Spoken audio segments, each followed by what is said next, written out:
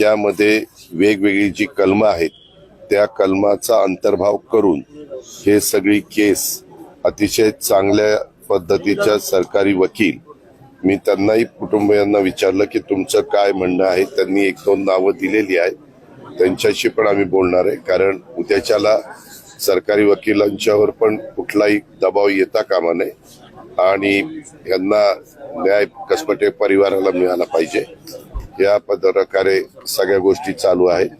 त्यांना सतत रोज काही नवीनची माहिती मिळाली तर त्यांना द्यायला सांगितलेले.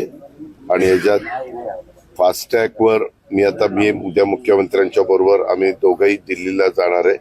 त्यावेळेस आम्ही बरोबरच आहोत 2 तास विमानामध्ये.